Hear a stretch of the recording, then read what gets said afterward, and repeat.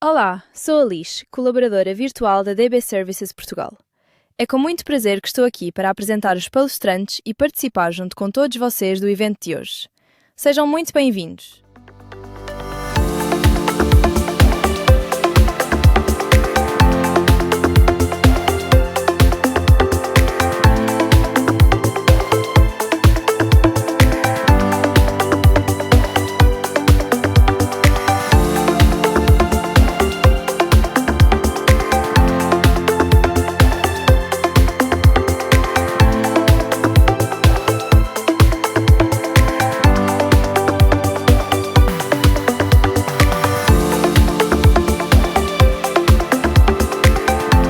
Bom dia, tudo bem? Uma alegria estar aqui com os amigos, se não são, vão ser. E deixa eu ver se eu estou falando certo aqui ou tá. Esse negócio de muita tecnologia complica. Fala mais perto, hein? Falar mais perto, tá?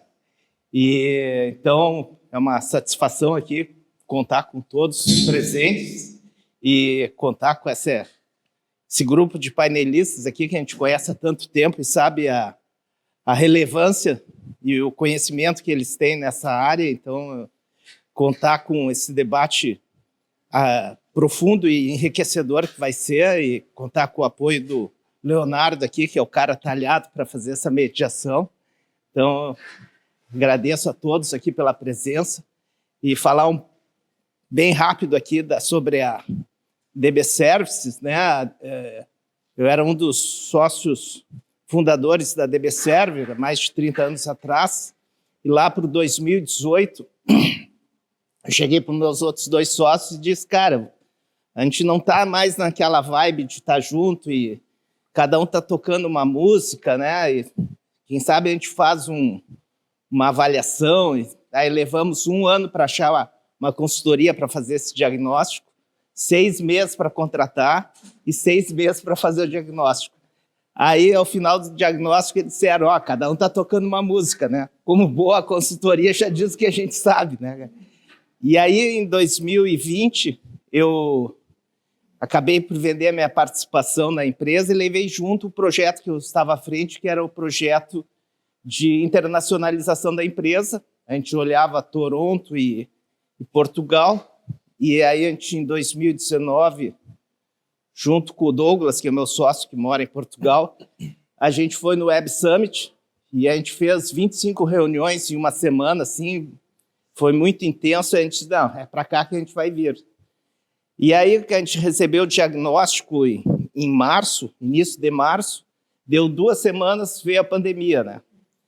Aí eu disse, cara, a gente acabou fazendo, sair da empresa e a gente, vamos montar a empresa em Portugal, né? E o pessoal disse, pô, vocês são malucos, porque como é que é no meio da pandemia? Aí eu disse, pô, tanto faz, tá 10 mil quilômetros a 100 metros, nem o cliente está na empresa, né, cara? É o momento certo. E assim a gente foi indo, e aí lá por final de 2021, quando abriu o espaço aéreo, a gente foi a Portugal, e a gente foi a Coimbra, que a nossa sede é em Coimbra, e o pessoal nos recebeu super bem e disse, qual é o objetivo de vocês daqui, né? Não, a gente veio conhecer a empresa, porra, né, cara? Depois de 2 anos quase. E então a gente começou esse trabalho em Portugal, passamos a atender o Sonai, a Vorten, que é o equivalente à Fast Shop, Magalu lá de Portugal, o Instituto de Informática, que atende o Ministério de Segurança Social, a Edenred, a Glint, que é uma farma, Natix, que é um banco, Efacec, que é uma indústria de energia para mobilidade, e assim várias outras empresas que a gente tem atendido lá. Depois a gente expandiu para os Estados Unidos também, a gente passou a atender o McDonald's nos Estados Unidos, em que a gente levou, eles estavam com problema de bugs nos totens dos restaurantes, né? E eles rodavam em torno de centenas de testes automatizados por mês. A gente ajudou o McDonald's a subir o nível de maturidade, e atualmente eles rodam 4 milhões de testes automatizados por mês. Parou de pendurar os totens também, né? É uma coisa boa. E E depois a gente começou a atender também aqui, entre outras empresas, lá nos Estados Unidos, também a gente começou a atender aqui o Brasil. A gente atualmente atende a Digicom, a Universal Leaf Tabacos, a Todeskine, a Embeta, SafeWeb e assim outras empresas aí, a Sankia e outras empresas aí no Brasil, né? E essa parte de ar tem nos puxado muito, porque ao mesmo tempo que a gente quer aproveitar e tem todo um hype em cima disso, né? A gente também sabe que isso precisa ser feito com uma certa consistência e com cuidado, com as preocupações de robustez e qualidade de software que a gente tanto apregoa, né? Então, dito isso, eu queria fazer uma divulgação aqui também. Não deixem de comparecer hoje às 5h30 no lançamento dos livros dos nossos amigos aqui, o Christian e o Daniel Scherer. Vai ser ali na Arena CMPC às 5h30. São 2 livros com assuntos super interessantes ali. Depois, no Coffee Break, fique à vontade para contactá-los ali. Tem a experiência em Santiago de Compostela e vários insights, e vale a pena conferir. E isso posto, então, eu queria aproveitar, fazer uma contribuição para o painel, mas eu pedi para o nosso parceiro lá da Parasoft, o Renato Puccini, que é das antigas. Se lembra do Renato, que ele atendia a Rational e a IBM aqui no Rio Grande do Sul, e ele foi para o Canadá, e atualmente ele é diretor de vendas para as Américas e para a Península Ibérica, da Parasoft, que é um parceiro nosso, que é uma referência em qualidade de software. E, então, por gentileza, o vídeo do Renato. Em primeiro lugar, eu queria agradecer ao Mário, ao DB Services, por me permitir contribuir um pouquinho para esse evento tão bacana de vocês, participarem remotamente. E para os panelistas que estão aí discutindo gestão de produtos digitais, uso de inteligência artificial, eu queria saber, nessa época de aceleração tão grande que a IA está permitindo a gente trazer, desenvolvimento, melhoria, release de produtos em geral, serviços, né? O que são os pequenos hábitos que as equipes estão valorizando para diariamente, no cotidiano, todo sprint, todo ciclo, manter a qualidade dos produtos que estão sendo geridos e evitar conotações negativas como o AI Smog, por exemplo, que o pessoal está falando, que está gerando cada vez mais apps nas lojas digitais ali, mas com qualidade, com engagement, com integração cada vez menor. Dentro das equipes, quais são os pequenos hábitos que, repetidos 1000 vezes, aí estão gerando um efeito composto e estão fazendo a grande diferença. Um abraço para todo mundo. É um prazer estar aqui representando a Parasoft, parceiro da DB Services, e falando de breve. Bom, tem que apertar o botão aqui. Bom, então, isso posto, passo a palavra aqui para o Leonardo e já passo o microfone aqui para o primeiro da fila. Isso aí, Alexandre. Por favor, tenha a bondade de iniciar nosso debate respondendo essa pergunta que foi trazida pelo Puccini. E depois que vocês responderem, aí eu vou querer que vocês se apresentem e a gente faz a sequência do evento aqui. Boa. Então, eu vou direto para a resposta da pergunta. Depois a gente... Assim, ó, sem bateria aqui. Depois a gente conversa. Mas o que tá fazendo a diferença aí no dia a dia das equipes, né? É a experimentação. A experimentação que a gente, como liderança, tem que incentivar. A experimentação, a troca de informações, a troca de experiências que são geradas a cada sprint, né? Ele tocou na questão do desenvolvimento contínuo. Então, incentivar a experimentação, porque a quantidade de informação que nós recebemos, que o nosso time recebe de novidades, cada vez maior, né? Ela nos leva a incentivar, a fazer a experimentação, trazer coisas novas, né? Que fazem a motivação do time, né? A gente deve falar um pouquinho, abordar um pouquinho depois sobre aspecto comportamental, né? Mas é quebrar esse gelo, né? Quebrar essa barreira que muitas pessoas têm. Eu diria que a experimentação no dia a dia, ela tem que ser incentivada. Perfeito. Por favor, já pode ir passando aí já o microfone. Vou ver se... Eu concordo. Eu acho que hoje a gente consegue, com essas tecnologias que a gente tem, fazer discovery de produto 10 vezes mais rápido do que a gente fazia poucos anos atrás, né? Então, isso faz com que a gente acelere muito mais as descobertas do que onde a gente quer chegar, o que a gente está fazendo, o que a gente está construindo. Então, para mim é isso também. Bom, eu vivo num mundo diferente um pouco do que vocês estão acostumados de estar no mundo enterprise. Eu trabalho numa plataforma que a gente gerencia uns 400 microserviços ao mesmo tempo, é uma plataforma mundial.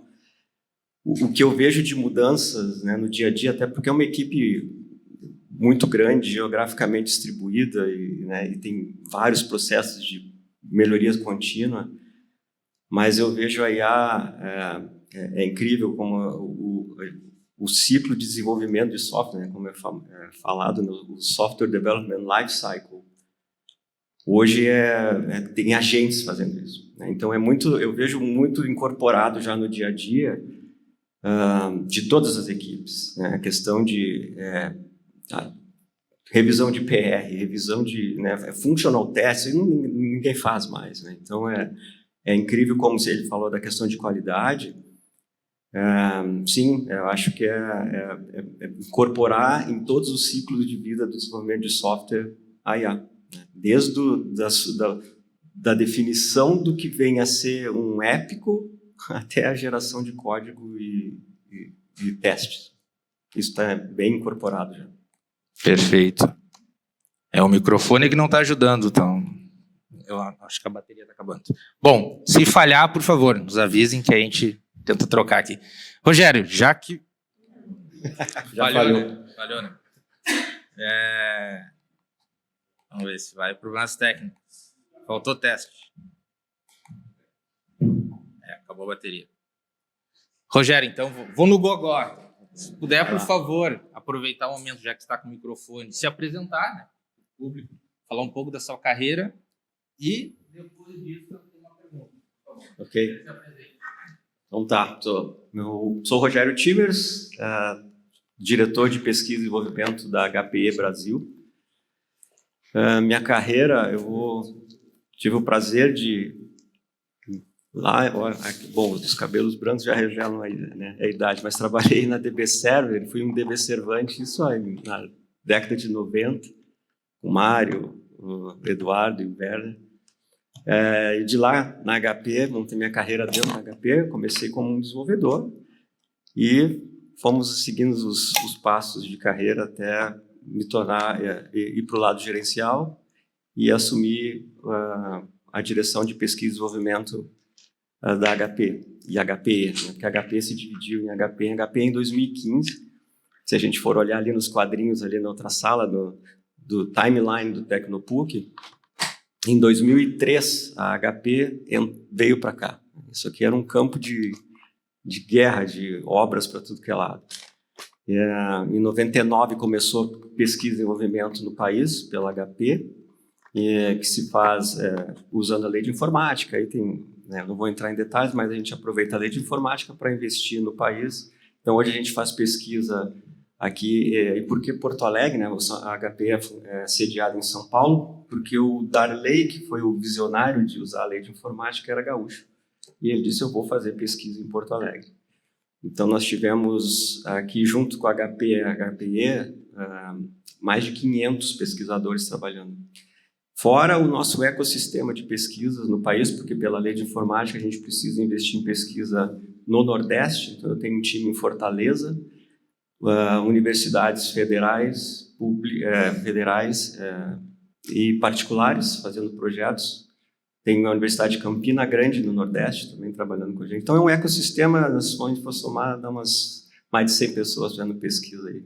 Legal, excelente. Aproveitando, então, dado o contexto, você trabalha dentro do contexto de P&D, como é que você enxerga que a IA pode ajudar aí como uma ferramenta que acelera a construção de produtos?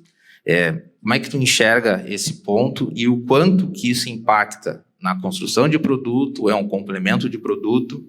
O que a tua experiência tem mostrado até então com o uso da IA já aplicada dentro desse contexto?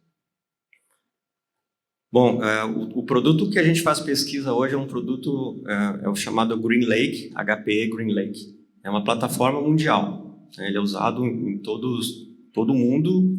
Quando a gente vende um servidor HPE, o Green Lake ele ajuda a construir um mundo híbrido, né, de cloud privada e pública. É uma plataforma enorme, gigante. Então a gente tem onde a IA entra, né, e é engraçado como as coisas começam a mudar muito rápido. Nesse último ano, entrando na questão de desenvolvimento de software, do ciclo de desenvolvimento de software, a mudança foi muito grande. E isso e a gente consegue ver o ciclo de desenvolvimento de uma nova funcionalidade ou de um novo épico. É muito legal a gente ver o timeline, o tempo de hoje de um épico que sai de uma ideia, que vem de um cliente, até ele se tornar, até ele ser publicado. O gráfico é muito legal de ver, porque o número de dias caiu mais de 50%. Então, isso mostra assim, inovação entrando, né? Então, a IA nos possibilitou com que tarefas que antes a gente fazia manualmente, que fosse muito mais rápido, fora a resolução de problemas, né? Então, anteontem nós estávamos depurando um problema, assim, hoje a IA, para debugar, é fantástico. Então, a gente consegue acelerar em todo o ciclo de vida, todo. A questão de functional test, a questão de ciclo de vida, de como é que a gente faz, quando a gente faz um lançamento de uma versão, são 400 microserviços que têm que ser testados em diferentes clusters, né? A IA nos ajuda imensamente isso. Então, ela possibilita com que os desenvolvedores, as pessoas consigam não fazer mais o que consumia muito tempo. A gente, para depurar um problema, levava dias, às vezes, né? E hoje eu faço em minutos. Então é incrível como, o que eu posso dizer, sim, acelerou muito a inovação para a gente colocar itens que os clientes pedem de uma maneira muito mais rápida no mercado. Perfeito. Por favor, se puder passar o microfone para o Paulo. Paulo, por favor, se apresente e depois eu tenho uma pergunta também para você. Bom dia, tudo bom? Eu sou aqui da turma, escolheram pessoas bem diferentes, né, para apresentar aqui o painel, e isso é bem legal, acho que traz mais conteúdo. Eu sou empreendedor, eu trabalhei 16 anos no mundo corporativo até decidir empreender, trabalhei no Sicredi, algumas pessoas aqui eu já vi que são ex-Sicredi. Foi uma escola para muita gente aqui em Porto Alegre, né, aqui no Sul. E em 2016 eu decidi sair do Sicredi para empreender. Aí criamos o Trader, que era uma plataforma, tipo um Uber para contratar serviço para casa, para contratar pintor, eletricista, encanador, diarista, assim, serviços gerais para casa. A gente vendeu a empresa em 2020, eu fiquei até 2024. E desde então eu tenho criado outros negócios, feito outras iniciativas. E depois que apareceu ali a IA no mercado, né, ela já existia, mas esse boom que aconteceu em 2024 deu bem no momento que eu estava saindo do Trader. E aí eu comecei e nesse meio tempo eu já tinha criado outras iniciativas, 2023, e eu estou surfando essa onda, né, estive na Califórnia, me especializando um pouco mais e criando negócios aqui. A gente aprende muito mais fazendo do que estudando, né, muitas vezes. E eu vejo que hoje a gente consegue colocar algo na rua muito rápido, né? Testar com o usuário muito rápido. E o que tem mais me impressionado recentemente é que o próprio pessoal que costumava nos contratar, eles já saem fazendo, né? Recentemente eu vi um professor de uma academia criando um sistema para avaliação dos alunos no Lovable. Eu tenho visto caras de negócio criando software sozinho. Então, acho que também esse desafio que a gente tem, né, de ajudar essas pessoas a fazer melhor com a experiência que a gente tem construindo produtos. Então, acho que isso é uma coisa que eu vejo bastante forte hoje. E aí começa a ver os mercados que estão se abrindo com a inteligência artificial, né? Perfeito. E dentro dessa linha, não por acaso você está no literalmente no meio, né, dos painelistas, né, você está nos dois lados, né, como empreendedor e também como mentor para outras empresas, né? E, na sua visão, o que você percebe que a IA tem mudado, o ponto principal, na visão de um Product Manager, né, com o uso da IA? O que foi disruptivo dentro desse meio que você já está estudando, do questão de usar IA? Eu vejo principalmente que o Product Manager ele está muito menos executor de criar user stories, de liderar time, de liderar sprint, de organizar as tarefas, de organizar o produto, e muito mais hoje tendo que se preocupar com o contexto, com os problemas e com os resultados reais que aquele produto vai ter, né? Então, acho que está fazendo o Product Manager se reinventar.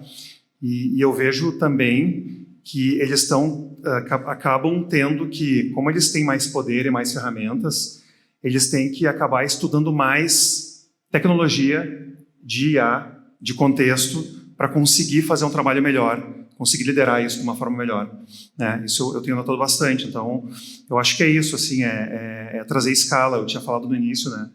Com certeza, hoje a gente faz discovery 10 vezes mais rápido. Coisa que a gente, com um time, né, nesses Startup Weekend que a gente fazia aqui, inclusive aqui no Spread, eu participei de alguns, que no fim de semana, 3, 4 pessoas faziam algo. Hoje, uma pessoa, em poucas horas, faz aquilo que a gente fazia em 2, 3 dias, né? Então, está muito rápido. Perfeito, obrigado. Vou passar o microfone para o Alexandre.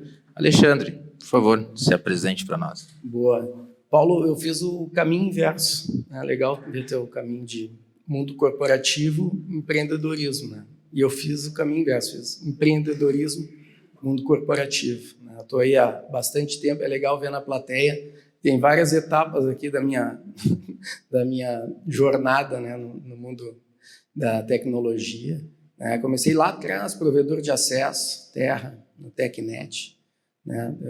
Primeira startup acelerada pela Venture lá no começo dos 2010, 13.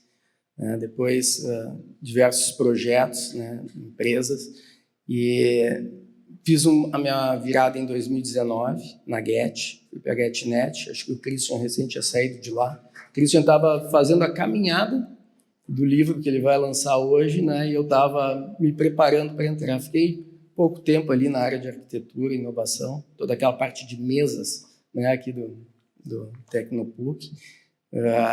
Depois dali fui para a Neon, o RU, aqui no Tecnopuc, e hoje como CTO da Doc9. Então, perfeito. Em resumo.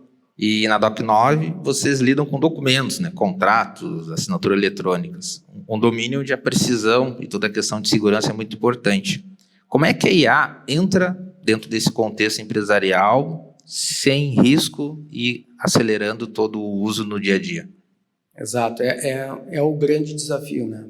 Usar IA dentro da empresa é um risco, e é um risco que tem que ser assumido pela empresa. Na DOC, a gente usa IA em 2 momentos, para dentro da equipe, para aumento de produtividade, né?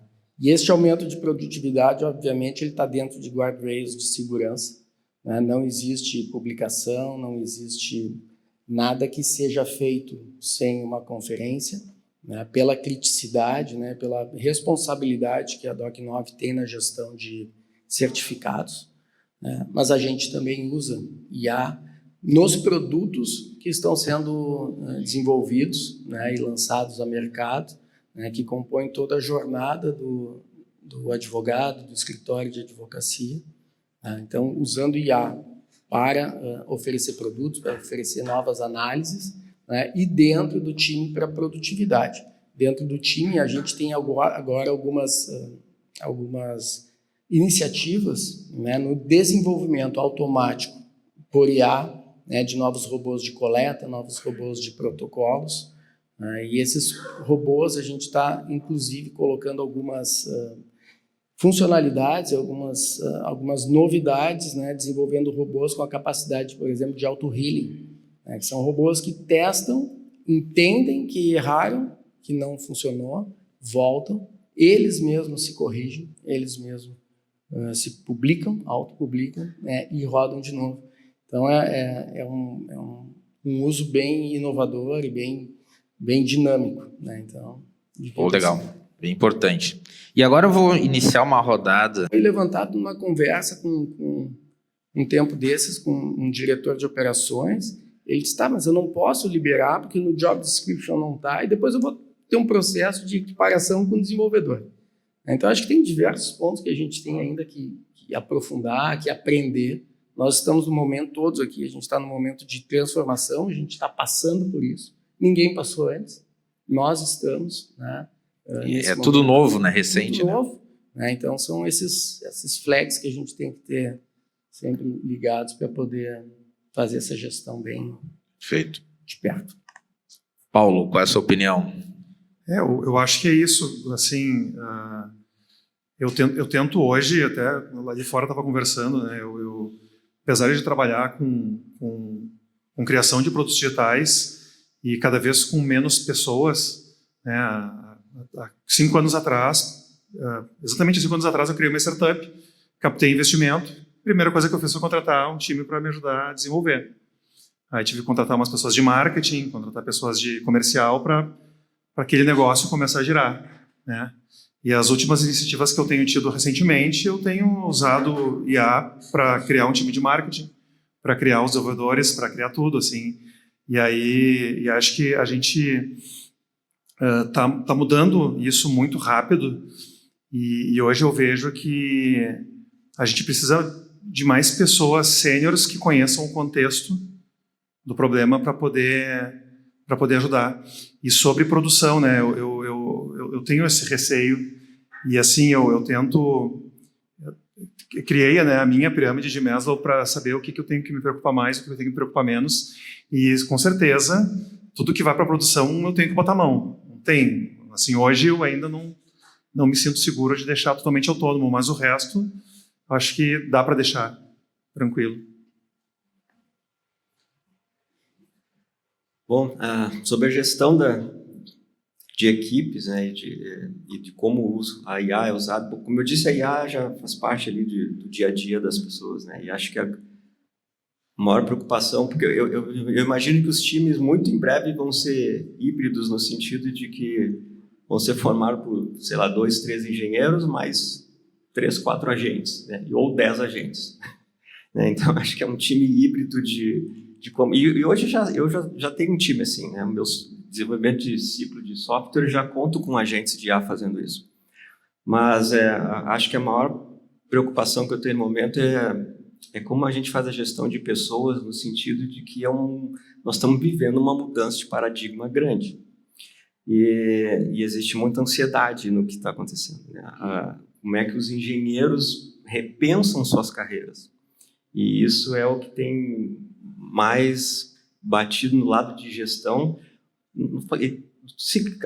Claro, gestão de tokens, né, é uma questão, né, do dia a dia. Para ter uma ideia, essa semana a HPE fez um levantamento. Se a gente continuar nesse consumo de tokens que a gente tem na HPE, o consumo anual vai ser de 23 milhões de dólares. Né? Então, já botaram os freios, assim, cada setor tem X dólares para gastar, porque tem... E aí o mundo híbrido funciona muito bem, né? Eu acho que o que a gente tem... E aí é bom de ter engenheiros, né, sêniores, e como é que a gente traz os júniores a serem sêniores, né? Eu preciso aprender a saber qual modelo usar, a usar isso localmente, não o tempo inteiro, né, consumindo tokens na web, na internet, porque é muito fácil hoje usar. A gente não tem ideia do tamanho do número que está rodando por baixo. Mas o mundo híbrido é isso. Por que HPE, Dell estão vendendo máquina que nem louco, né? Porque as empresas estão montando mundo híbrido. Lógico, eu quero rodar meus modelos localmente, eu não preciso consumir token o tempo inteiro. Né? Então, assim, eu monto um data center local. Isso aqui roda local. Se eu precisar de algo novo, pego o Cloud 4.6, que vai me consumir horrores de token, para determinadas situações. Mas os engenheiros têm que ter isso na cabeça. Por isso que eu disse, mudou o jeito de um engenheiro funcionar. Ele não é sair a louca fazendo as coisas. Ele tem que ter mais, né, vamos dizer, amplitude, discernimento sobre como funciona o negócio. Então, cada vez mais, isso tem que estar na gestão, e aí entra a gestão de um time. Né? Como é que tu gere esse time? Como é que... Né? E tem os júniores entrando e eles querem... Né? É muita ansiedade para rodar tudo com IA e ver que isso faz parte ali do meu dia a dia. Eu abro o meu VS Code ali, eu já tenho 500 MCP servers conectado com tudo, com Gira, enfim. Tudo precisa ter uma gestão consciente de consumo, de tokens, de como as coisas funcionam, e principalmente os gestores de pessoas cuidarem com que as carreiras, né, andem nesse mundo diferente que a gente está vivendo. Sim, até pegando o gancho do que você falou, o quanto que você tem vivenciado alguma barreira ou alguma questão dos times serem resistentes na parte de produtos a usar IA? E caso não tenha tido nenhuma resistência, como que você conseguiu trilhar esse caminho para que as pessoas usassem as IAs como um componente do dia a dia, sem ter uma resistência da adoção? Né? A barreira que eu tenho que pôr é frear eles a não usar o IA, né? Porque não existe a barreira. Agora chegou ao contrário, né? Todo mundo quer usar. Né? Agora já está no dia a dia, porque ele já está no meu ciclo de vida de desenvolvimento. Né? Então, não tenho barreira de uso, né? E sim barreira de como usar. Né? A adoção, ela é quase que automática no momento que a companhia como um todo, e não só o mundo como um todo, hoje vive em IA. Então, eu acho que é muito simples, tem que ter, eu acho que é interessante de como a gente vai montando os nossos skills. Né? Eu tenho lá o skill de um product manager, eu tenho o skill de um arquiteto, eu tenho o skill do cara que refaz a questão de segurança, né, de software. Hoje eu tenho o skill de ATA, né, que é Threat Analysis. A gente tem um skill que faz isso. E é muito legal de usar IA nesse vários exemplos. Threat Analysis é um. Se a gente pegou vários códigos que a gente tem hoje e me faz uma análise de gaps aqui de segurança. E é muito interessante o resultado. Então, tu vê vários gaps. E aí que entra a questão, né, não só de segurança, functional tests, gaps que faltam. Então, eu acho que a gente tem que... Aí entra a questão do engenheiro, de novo, de pensar de uma maneira mais ampla, ter amplitude, não profundidade. Né? Aonde eu posso usar a IA para me deixar um produto muito mais seguro? Né? Onde eu uso a IA para me deixar com muito mais qualidade? Eu eu tenho skills de engenharia reversa, skills de QA, skills de engenharia de software, e assim a gente vai aumentando e melhorando a máquina. Não tem barreira de uso, sabe? Assim, a questão é de como usar, né? E acho que isso é natural, cada vez mais, toda a empresa usar. Perfeito. Paulo, você enfrentou alguma barreira ou percebe algo de algum segmento ou algum perfil de cliente ou profissionais que ainda são resistentes ao uso de IA? Até ver a IA trabalhando, o pessoal às vezes é um pouco resistente, mas quando vê o potencial e vê o que entrega, né, é muito difícil. A gente falou de tokens, né, agora há pouco. E hoje em dia os desenvolvedores sêniores estão na contratação, já estão pedindo, né, estão interessados em, além do salário, quantos tokens vão ser disponibilizados. É quase um benefício já, né? Virou um benefício, porque ele sabe o potencial que ele tem com mais ferramentas, né? Então isso acho que conta bastante.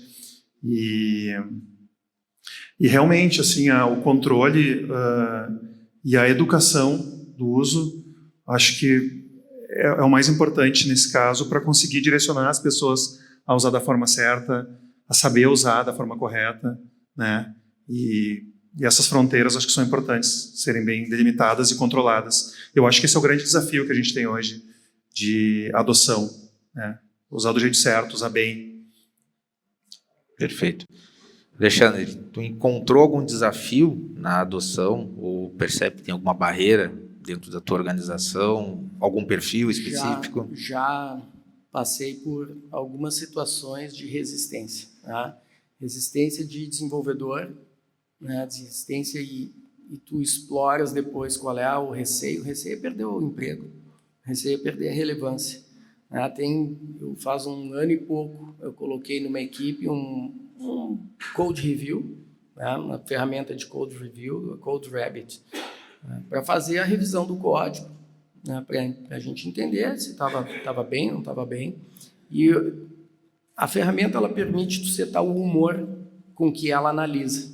E eu setei o humor agressivo para testar. E ela começou a fazer comentários ácidos sobre o código que estava sendo comitado. Ah, mas um desenvolvedor sênior não poderia fazer isso. E começou. E me chamou a atenção, foi a primeira vez que eu senti essa resistência do pessoal. O pessoal não assimilou. Não assimilou a crítica, pediu para desativar, né? E eu fui explorar por quê. E aí, no fundo, era o receio de entender que aquilo que estava sendo dito fazia sentido, né? E ele estava se sentindo ameaçado. Então, essa ameaça que o time sente é o desafio da liderança, né? Dar tranquilidade, guiar o time para que o time possa, através da IA, produzir mais, possa entregar mais, possa focar no valor do negócio, né? Que nem eu digo para os times de produto, se preparem, né? Porque é muito mais fácil vocês, como produto, negócio, produzirem produto em breve, do que um desenvolvedor tomar esse papel, né, de liderança no desenvolvimento de um produto. As facilidades, as barreiras são muito menores quando a gente vem de produto para dentro de tecnologia, né, porque de tecnologia para produto as barreiras são soft skills. E a gente sabe que, às vezes, soft skills são mais difíceis de adquirir do que barreiras técnicas, que hoje estão sumindo. Perfeito. Até dentro dessa reflexão que você trouxe, eu vou fazer aqui a nossa última pergunta antes do intervalo. Você trouxe um elemento importante, né? Que, na sua visão, os desenvolvedores, por default, são os principais beneficiados do uso da IA, mas, ao longo do tempo, a gente tem percebido que a IA, com a evolução, ela é ótima para ajudar a equipe de produtos, tanto na nível de concepção, ajustar viés de stack, de arquitetura. Considerando esse panorama, o que hoje vocês percebem que a IA ajuda mais? Área de produto ou área de desenvolvimento, área técnica? O que vocês projetam ali na frente? Quem é que vai na corrida, vamos chamar a corrida do ouro, né, da IA, quem vai ser o melhor, o perfil mais beneficiado com o uso das IAs? Olha, difícil. Eu acho que tem benefícios grandes para ambos, desde que os times, as pessoas, né, de produto, de tecnologia, saibam utilizar, né? A pessoa de produto, ela tem que aprender a usar a IA, né? E a partir daí ela tem que aprender que precisa fatiar o problema, né? O problema ele não é grande, ele tem que fatiar o problema porque a IA resolve melhor pequenas tarefas do que grandes tarefas. E o pessoal de tecnologia tem que entender que mudou e que a mentalidade e o foco no negócio, na entrega de valor, ela é muito mais importante hoje, porque, como eu falei ali, as barreiras estão sendo quebradas, né? Mas respondendo objetivamente a tua pergunta, com os times eu digo que é muito mais fácil alguém de produto assumir responsabilidades e entregas de tecnologia do que o inverso. Perfeito. Qual a sua visão, Paulo? Eu concordo 100% com a visão do Alexandre e eu vejo que o pessoal de produto se qualificando em modelos de dados, nos modelos de IA, no contexto, eles vão ser super profissionais, porque eles já têm essa visão. Então, se eles conseguirem entender melhor e saber orientar a IA, eles vão liderar essa revolução, com certeza. Então, e os desenvolvedores, no papel deles, eu acho que eles conseguem ajudar nessa parte de conseguir dar as fronteiras de ajudar o time, né, a fazer melhor, a fazer mais rápido, fazer mais confiável, a partir de decisões, enfim, acho que é isso. Perfeito. Acho que ambos se beneficiam. E é interessante essa do Code Review, né? Esse dia eu estava conversando com a Alessandra Gonzaga, ela é de inteligência emocional, né? E a gente estava falando como é que a gente adiciona inteligência emocional, a IE na IA, né? Então, eu acho assim, que o benefício em todo lugar assim, é uma transformação também de paradigma para o time de Product Management, assim, né? Ou Product Manager. Porque hoje, o que o Copilot faz hoje ajuda, né? É muito impressionante. Eu acho que as pessoas que dominam têm que saber usar isso. E eu concordo que o soft skill ele é diferencial nessa parte, né? Mas o ganho é enorme em todas as áreas, né? Eu acho que a mudança de paradigma também está no Product Manager, saber como utilizar a IA nas partes que são operacionais e mudar o foco para uma parte mais gerencial, mais de amplitude, como assim é o desenvolvedor um engenheiro de software. Então, eu acho que é um benefício para ambos, e a gente vê isso em toda parte. Hoje, toda a parte, pelo menos da empresa, assim, a utilização de Copilot para me gerar dados e me gerar informações para apresentações, para informações gerenciais, informações que são relevantes, é enorme.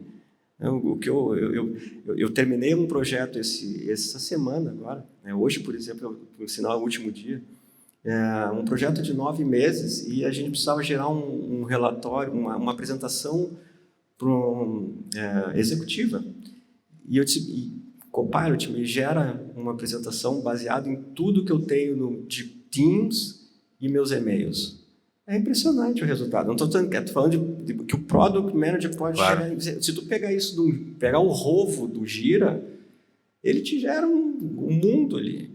Então, eu acho que tem que saber como extrair informação, né? Porque, de novo, a informação com a IA vai chover, certo? Então, e a gente sempre soube que informação, vamos dizer, é o ouro do momento, né? E com a IA, se a gente souber usar a informação, e aí eu acho que Product Manager, né, e gestão tem muito como ganhar usando o IA, né? Eu acho que então o desenvolvedor a gente já falou aqui, né? O ganho é estratosférico, mas eu acho que em todo lugar, se souber usar a informação com a IA, o ganho é enorme. Perfeito, obrigado. Até então, né? Primeira parte aqui do painel. E nós vamos fazer um intervalo, agora de 20 minutos, e a gente retorna. Já vão pensando nas perguntas, porque no retorno a gente tem mais algumas questões aqui que a gente vai debater e a gente vai abrir para que vocês possam fazer questões e a gente respondendo aqui, tá bem? Então, vamos ao intervalo. Então, vamos dar continuidade aqui ao nosso painel falando sobre aplicações e gestão de produtos digitais. Como é que vai ser a dinâmica agora nesse segundo momento? Eu vou fazer mais algumas perguntas para o pessoal e depois a gente vai abrir para que vocês possam também perguntar e a gente esclarecer as dúvidas. Ao menos eu espero, né, que a gente consiga esclarecer, né? Pois bem, então, vou fazer a pergunta aqui, vou aproveitar que o Alexandre está do meu lado. Alexandre, por favor. Vamos lá.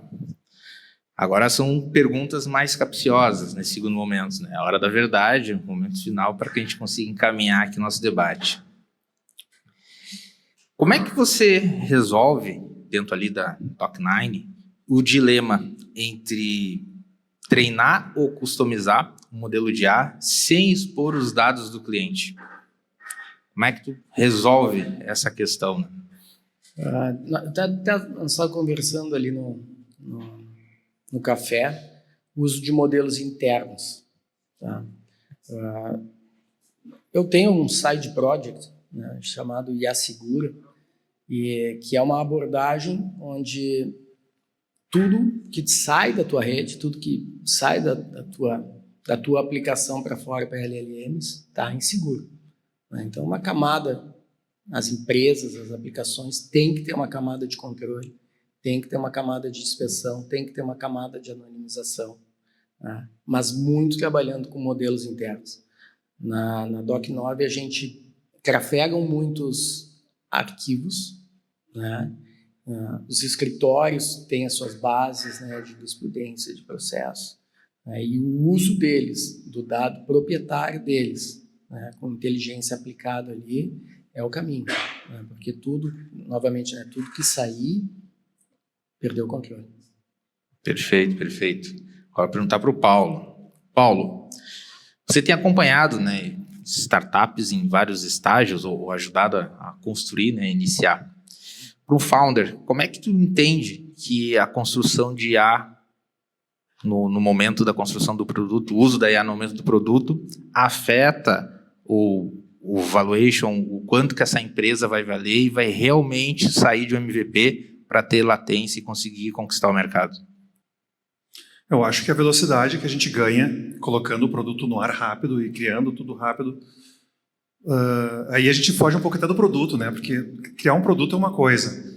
Agora, registrar a empresa, criar os contratos necessários para conseguir né, disponibilizar aquele produto, para te resguardar juridicamente daquilo que você está fazendo, a divulgação do produto, os vídeos de divulgação, os posts no Instagram, tudo isso aí hoje a gente consegue acelerar demais, né?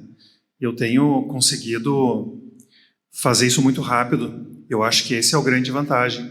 Eu até estava conversando aqui no intervalo surgiu várias, né? Eu tenho um dos produtos que eu lancei, eu criei o produto, né? Sei lá, X tempo, e aí eu precisava lançar. E aí eu sabia tudo que precisava para lançar um produto, já fiz isso diversas vezes com pessoas que eu sempre liderei. Tá, vou tentar criar do zero só com IA. Criei o contrato, termos de uso, colocamos o site no ar, em meia hora estava o site no ar muito bom, colocamos o produto para rodar e começou a aparecer venda. Assim, tipo, trabalho de uma tarde. Então, acho que o do zero ao MVP, digo MVP completo, né, disponível, pronto, está muito rápido. É impressionantemente muito rápido. Então, acho que essa é a grande questão, né? O pessoal fala, né, quando é que vai vir o primeiro unicórnio de uma pessoa? E, cara, é logo, assim. Espero ser eu, o primeiro unicórnio de uma pessoa, mas daqui a pouquinho vai aparecer notícia aí, cara, a primeira empresa de 1 bilhão só de uma pessoa. Legal, né? Me convida aí para a gente bater um papo, vamos ver se a gente consegue. Pois bem, Rogério, numa empresa global como a HP, a gente entende que as estratégias, elas nem sempre são descentralizadas, podem ser centralizadas. Considerando toda a questão da IA que a gente vê e está ouvindo aí já há algum tempo, como é que funciona essa estratégia de uso da IA? Ela é da matriz para as áreas, os capítulos, enfim, os outros países, ou existe abertura para que cada país, cada núcleo consiga inovar e reportar e sugerir melhorias e uso aplicado de IA? Isso vem global, é uma definição global. Estava conversando aqui no intervalo, que eu quase vivo num mundo assim de vamos dizer assim, que sem preocupações em termos de eu quero usar cloud, quero usar o que eu quiser ali. Né? Claro, agora a gente está vendo esses limites quando começa a bater em números de milhões de dólares. Mas é uma definição global, mas o termos que tu fala assim, de a inovação local, aí sim, né? O uso da IA, sim, é uma determinação global, a gente usa isso e aquilo, porque a gente tem contratos com Microsoft, a gente tem contrato com empresas gigantes lá no Vale do Silício. Mas o uso, eu digo, a inovação, ela pode ser local. Assim como eu faço pesquisa com a universidade lá de Campina Grande, a gente pesquisa, a gente tem papers que a gente divulga, as patentes, a gente tem mais de 65 patentes geradas aqui em Porto Alegre e em Sim. Fortaleza. Então isso mostra que a inovação ela é localizada. Lógico que a patente ela é aqui no Brasil e nos Estados Unidos. No final fica com a HPE, mas o uso da IA é a determinação global. Perfeito. Bom, já vou iniciar. A pergunta é para os três, mas já que está com o microfone.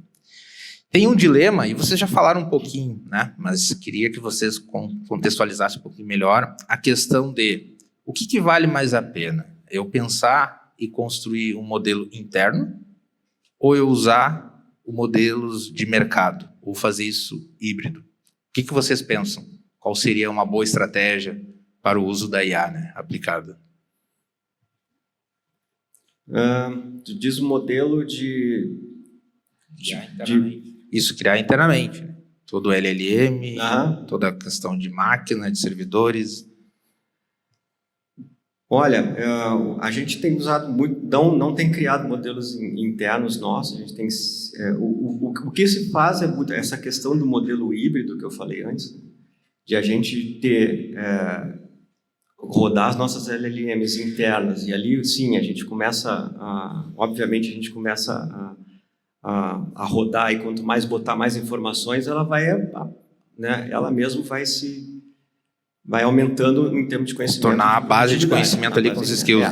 Então a gente tem os nossos skills, roda no modo híbrido, e quando a gente precisa, né, acessar externamente, a gente, né, então acho que o modelo híbrido... Vocês já estão nesse já modelo? Estamos nesse, tanto de hardware interno, né, para usar aqui e não consumir tokens a la louca, assim como a gente estava falando. Então sim, acho que o modelo híbrido é o melhor de todos. Perfeito. Paulo, o que você acha sobre essa questão? Considerando, né, o cenário de startups ou de início. Não, eu tenho uma experiência nisso. Eu tenho um cliente que eles tinham um servidor embaixo da mesa rodando análise de vídeo com IA para medir comportamento das lojas que eles tinham lá. E eu acho que é uma tendência alguns problemas conseguirem ser auto-resolvidos pela questão do custo, né? Porque o custo vai ser cada vez maior, e também a disponibilidade da IA vai ser... tem as janelas de contexto, tem outras questões ali. Então eu acredito que algumas soluções mais embarcadas, mais prontas, já vão ter com o seu modelo de IA pronto ali. Eu acho que essa é uma tendência. Na minha realidade de criar produtos digitais e de colocar na rua, não tem muito sentido no momento. O que eu tenho é que eu tinha 3 MacBooks antigos guardados, pesos de papel, assim, porque é difícil vender e é coisa que tu acaba guardando ali, né?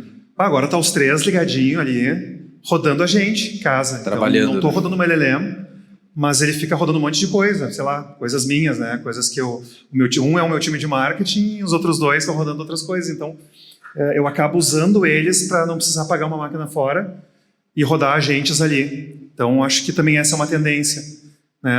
A infraestrutura também está se transformando um pouco com o uso da IA, principalmente para esses trabalhos que são trabalhos que antigamente eram feitos por humanos e agora tu está colocando agentes para rodar. Tu pode colocar agente em qualquer lugar, né? Inclusive em máquinas ociosas na tua empresa. Então, isso é o próprio agente o case que eu comentei de vocês, de uns amigos, que pega os cards do Gira de noite para botar em produção, pode estar rodando em máquinas antigas, máquinas ociosas, porque é só orquestração de agentes, né? É isso. Perfeito. Eu também botei um Mac Mini lá para rodar a gente. É isso, a gente tem que... Eu concordo com a abordagem híbrida, mas eu queria trazer o ponto que ela é híbrida gradual, né? Por quê? Porque ela, no meu entendimento, tem que começar... Não pode criar algo já pensando em ter uma LLM tua. Tem que criar algo, fazer tua POC utilizando LLMs externas e até comprovar o negócio, até te acionar, até entender, né? Porque a decisão de tu trazer para dentro, ela é uma decisão financeira, né? Tu vai estar pagando por coisas que podem não estar sendo utilizadas, né? Até a gente, semana retrasada, a gente estava fazendo uma avaliação de custos. Vamos trazer um Mac Mini aqui. O grande desafio hoje é comprar um Mac Mini. É achar para comprar, porque não tem. Não tem memória, não tem. Então, essa questão do custo, ela é muito importante, né? Quanto que consome, vale a pena, quanto é que me custa. E eu volto lá, eu falei antes aqui, o uso de IA é custo, é token, acabou o uso subsidiado, né? Quem está usando para valer está pagando. Obviamente tem um retorno, mas se tu não está ali todo dia controlando, melhorando o teu modelo, né?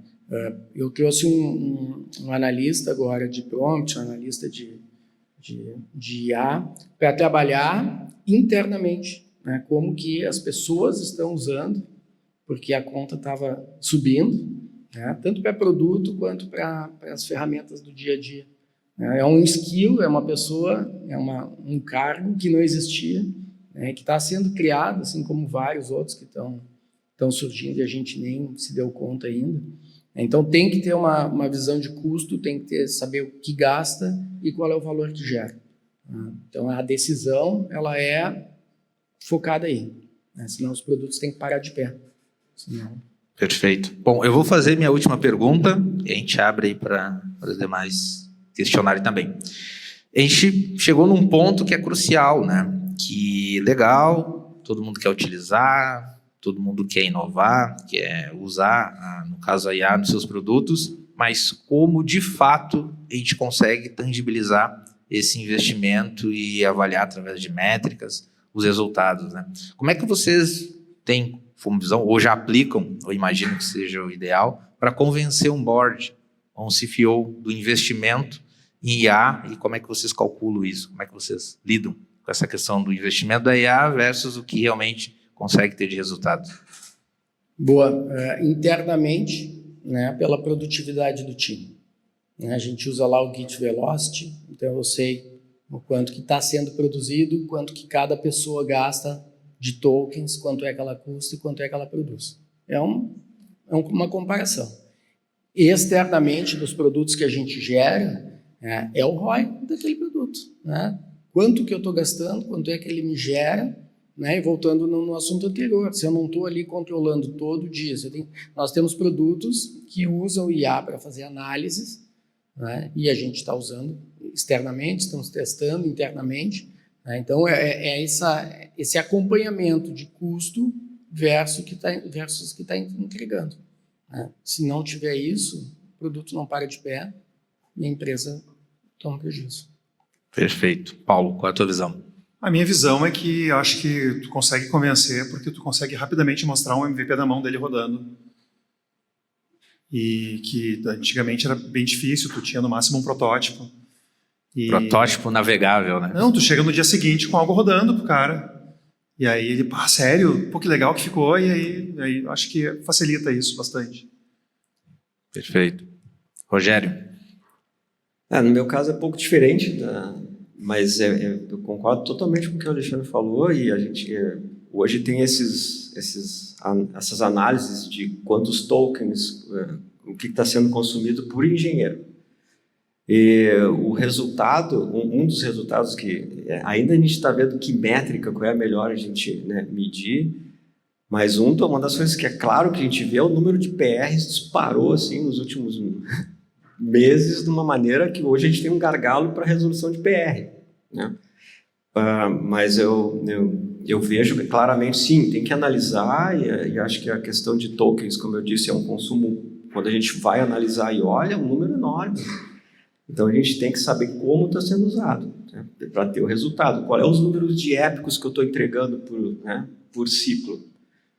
Eu tenho mais... Em primeiro lugar, parabéns para a DB Services pelo painel.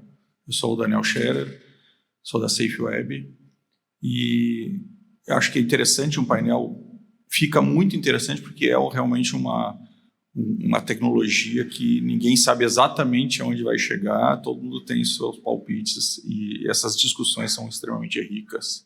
Então, parabéns aí para todos os debatedores.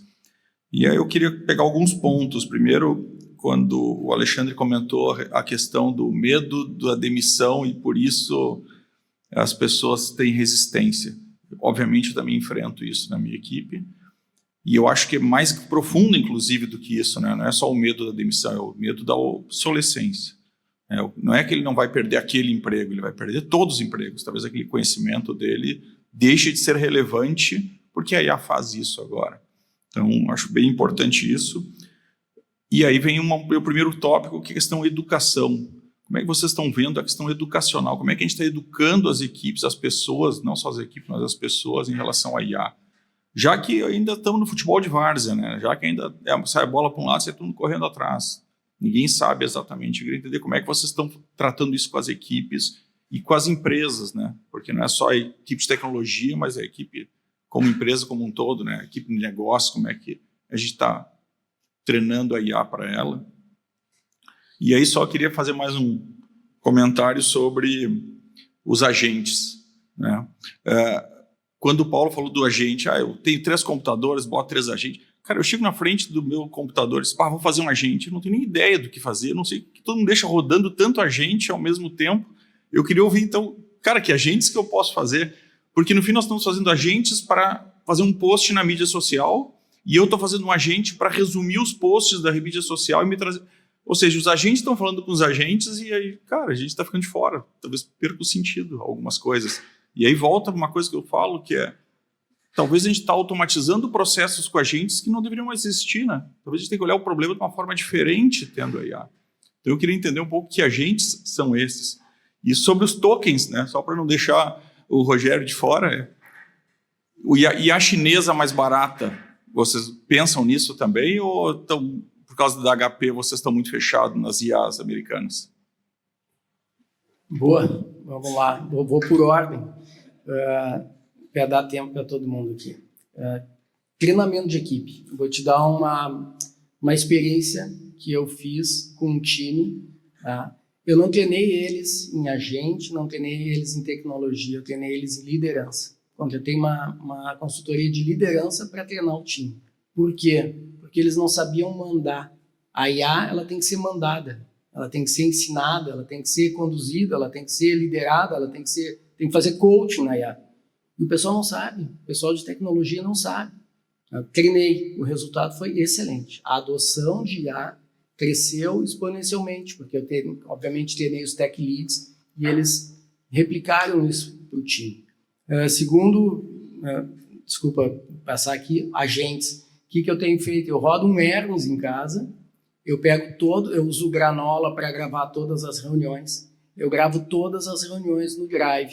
Ele lê o Drive e ele fica esperando eu perguntar qualquer coisa. Então, eu pelo Telegram, se eu tenho alguma dúvida do que foi falado, do que foi discutido, do que eu tenho para fazer, e me comprometi essa semana, baseado nas reuniões, é o que eu tenho usado. Então, eu concordo contigo, sentar para fazer alguma coisa é mais pela tecnologia, né? E os tokens, eu vou deixar para o Rogério.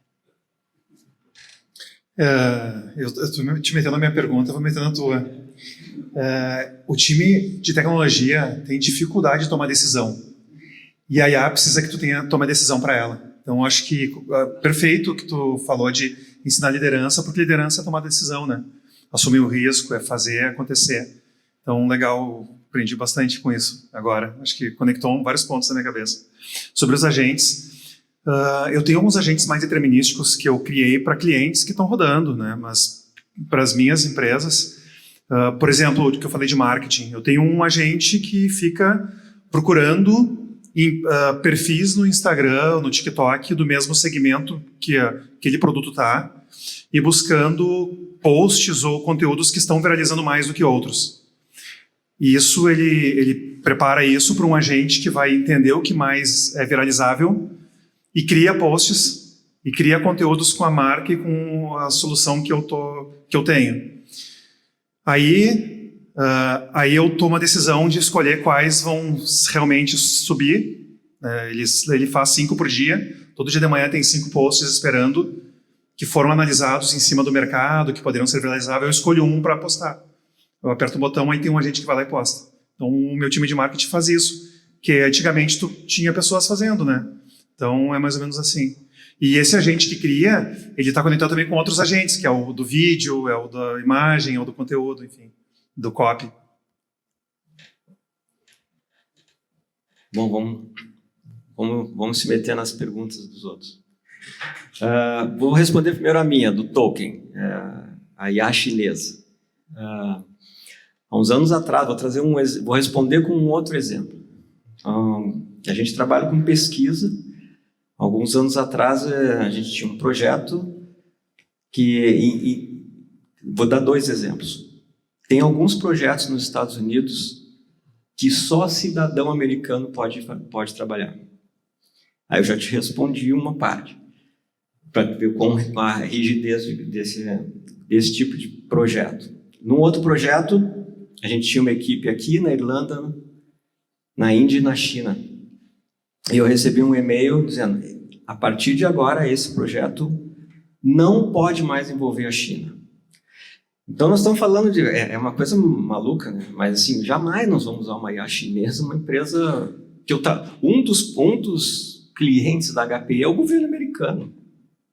Não existe a menor hipótese de usar qualquer IA chinesa.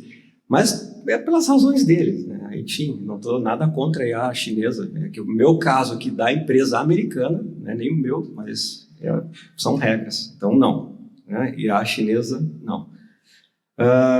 Sobre treinamentos, e aí depende de tipo, né, de que equipe nós estamos falando. Se nós estamos falando de uma equipe de engenharia de software, a gente teve há um mês atrás o que a gente chamou de um AI Day, né? Um dia, e é muito legal disso, de ver como mesmo engenheiros mais sêniores utilizam a IA de forma diferente do que uma pessoa que está ali do teu lado. Então, assim, a uniformidade de como se usa e até de entender quando usar localmente, quando não usar localmente, para que casos usar, é muito legal a troca de experiências. E aí, esse tipo de coaching, né, de sentar do lado e falar, às vezes ajuda, porque a IA ainda é muito nova no sentido de tudo acontece muito rápido. O que eu aprendo hoje, talvez, agora tende a dar uma estabilizada, mas assim, esse ano, do ano passado, não se falava em agentes. Esse ano o mundo é agente. Enfim, as coisas andam rápido, então as pessoas têm que aprender muito rápido. Meu grande questionamento é quanto, né, eu fico pensando que hoje uma universidade, até que conversar também, depois estava conversando com os professores aqui da PUC, como é que hoje a gente vai, né? Eu, com a primeira cadeira da minha faculdade, eu programava. Então, assim, acho que tudo tem que ser repensado no sentido de treinamentos, de ensinamentos, né? Quanto à questão de agentes, qualquer atividade repetitiva, tu pode usar um agente para fazer para ti. Até simplesmente gerar um e-mail semanal que tu tem que mandar toda semana com o número de bugs que o time tem, né? Hoje um agente vai lá e faz, dispara, ninguém faz mais isso. Então, a gente tem vários agentes para tudo que eu possa fazer repetitivo que me ajude, né? Ou que até essa questão dos posts é fantástico, é muito legal. Eu tenho um agente, depois eu ali, vai o humano ali, isso, cara, eu quero esse, quero aquilo, né? Mas, enfim, eu acho que o agente está aí para nos ajudar a acabar com essas repetições, atividades repetitivas que a gente tinha uma pessoa fazendo. Cristian Cavalheiro, bom dia. Vocês mesmos comentaram aí que tanto os Estados Unidos quanto a China são os grandes líderes aí na criação, né, das tecnologias. E algumas empresas nem existiam há 5 anos atrás e hoje já valem aí 1 trilhão. Europa é muito mais de regulação, e o Brasil, regulação e taxa também, gosta de cobrar imposto sobre as coisas. E o que eu andei vendo aí de algumas legislações que estão saindo, inclusive, justamente por essa queda do emprego, né, eles querem agora criar um imposto de renda para o agente, né, vão cobrar do agente para pagar, que volta para a empresa, né, de alguma forma. Como é que vocês estão vendo esse cenário complexo aí de grandes mudanças pela frente, tributária e social também, né? Pensando aqui, acabou? Acho que acabou a bateria. Não, eu ainda não fui impactado, vamos dizer, diretamente por isso. Eu trabalho para te falar, com um time na Irlanda que tem muito imposto, né? Mas no caso aqui da HPE eu não tenho como te responder, porque eu não senti isso, até porque acho que ainda bem ainda não estão cobrando imposto sobre token, né? Mas o que eu posso dizer, assim, a questão de empregos, né? E aí quando e a questão do medo, aquele, né, alguém comentou sobre o receio, né? Quando a gente vê um número desse tamanho de uso de tokens de bilhões de dólares, eu acho que existe cada vez mais uma análise mais criteriosa de quanto isso... Uma das perguntas que eu tenho recebido é assim, tá, mas quanto isso me reduz em FTEs, em engenheiros?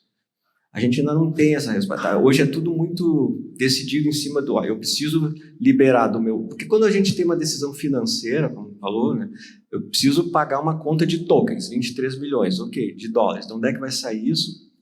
RH é um dos pontos mais fáceis e rápidos de resolver isso.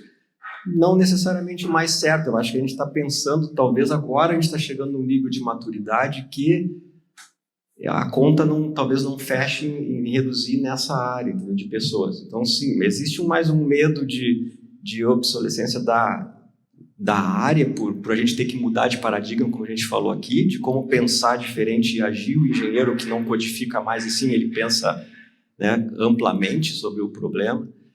Mas eu acho que a questão de... Espero que não tenha cobrança de token e taxa aqui, porque... Não que a gente vai ter que viver igual com isso, certo? É mais uma questão de... O que pode... Meu medo disso cara, então eu trabalho numa empresa americana, bom, toda vez que eu falo do Brasil, puxa, é difícil o Brasil, nossa, é complicado, né? E aí vem mais um negócio desse tipo, puxa, mais uma coisa para o Brasil, daqui a pouco o cara tira do Brasil, né? Não é tão simples assim, certo? Mas isso são passos, parecem retrógrados para um país, infelizmente, porque eu já tenho que explicar. Quando eu fui...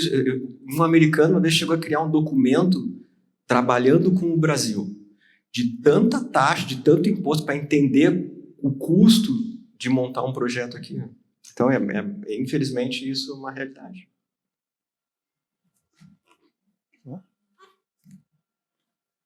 Taxa, vão criar. Acho que a nossa preocupação é como é que ela vai ser revertida. Porque realmente me preocupa a questão de mercado, mudança no mercado de trabalho, posições. Enfrentei com o meu filho que entrou na faculdade agora, tentei doutrinar ele para ir para a engenharia de software, e ele, nas nossas discussões, ele me convenceu que ele queria engenharia mecânica. Porque engenharia mecânica, pai, é a única coisa que eu posso ir lá e botar a mão e eu fazer. Eu disse, como é que eu vou contra? Então, e o meu ponto é que já chegou nessa geração, essa preocupação. E como é que vai se desenrolar, realmente, acho que nem a gente falou, a gente está no meio dessa transformação, aprendendo um pouco aqui, testando um pouco ali, é experimentação. Um exemplo. Eu usei a IA para... Eu mandei mensagem para o meu contador diversas vezes pedindo ajuda e ele não me respondeu. E aí eu fui no cloud. Acho que a bateria também... E aí eu fui no cloud, né? Ele me ajudou bastante. E aí eu criei uma estrutura contábil para cobrar as outras empresas. Eu sempre vendia como software, tá? Não está rolando. Vocês estão me ouvindo bem? Eu falo alto, né?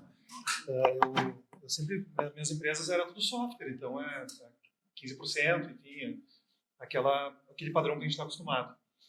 E agora esses últimos agentes eu estou vendendo. Eu criei uma empresa de assessoria, serviços de escritório.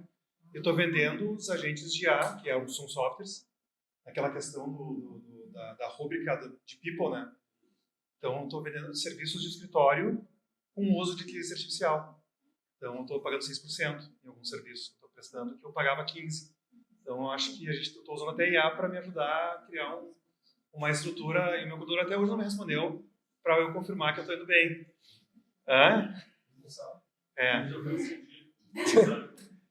Então, acho que a gente está conseguindo vender IA como funcionário, então vamos pagar como funcionário, né, serviço de escritório. Mas é só um exemplo que eu quero dar, assim, de que eu não consegui me virar com o que eu tinha e fui para a IA e ela me ajudou e acho que ficou uma solução que parece funcionar. Eu consigo defender. Isso aí. Bom dia, senhores. Aqui é o William Junqueira, eu sou o coordenador de projetos da Digicom. Gostaria de agradecer pelo relato que vocês estão trazendo nessa manhã e por compartilharem suas experiências pessoais. Eu tenho 3 perguntas bastante objetivas. Gostaria de complementar a pergunta do amigo ali. Quais ferramentas vocês usam e por quê? Quais ferramentas vocês não usam por um motivo fracassado e por quê? E a terceira Na visão de vocês, nós estamos diante da última leva de desenvolvedores sênior raiz?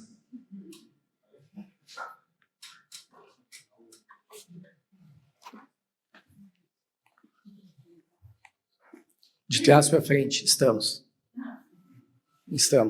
Raiz mesmo, que programou em C, ANSI, né, que teve cadeira de assembler na faculdade, sim. Sim. Que conhece a fundo, sim.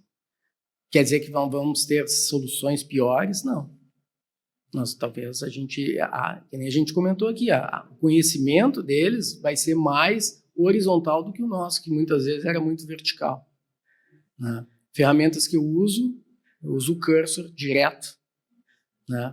Por quê? Porque ele me permite criar coisas rápido sem consumir muito token. Né? Que eu não uso, eu tenho usado pouco o Cowork da Cloud, porque ele consome muito token e consigo fazer isso em outras ferramentas. Eu uso um monte de coisa. Eu uso bastante o Cloud Design, Cloud Code, bastante, tipo 80% do meu tempo. Eu uso o OpenClaw para alguns agentes, usando a IA chinesa para orquestrar isso. Mas aí, ali dentro de cada agente, normalmente eu uso o Gemini ou o Cloud. Eu prefiro normalmente o Gemini, que é mais barato. E o que mais?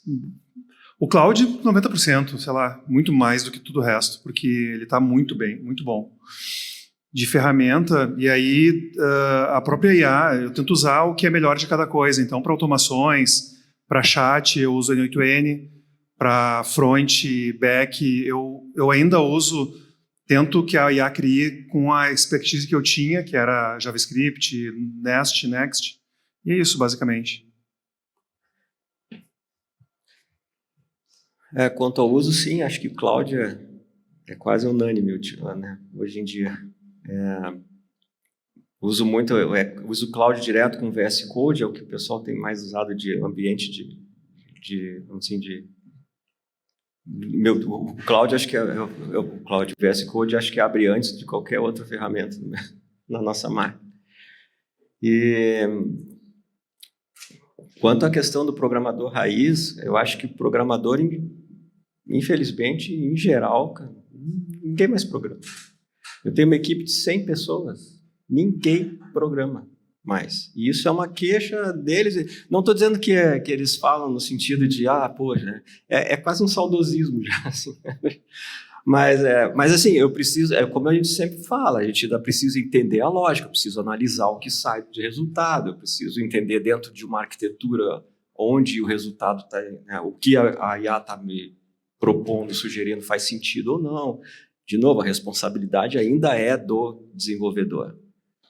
Mas, infelizmente, eu começar lá com, né, quem programou em C, Assembly, C++, infelizmente, se foi.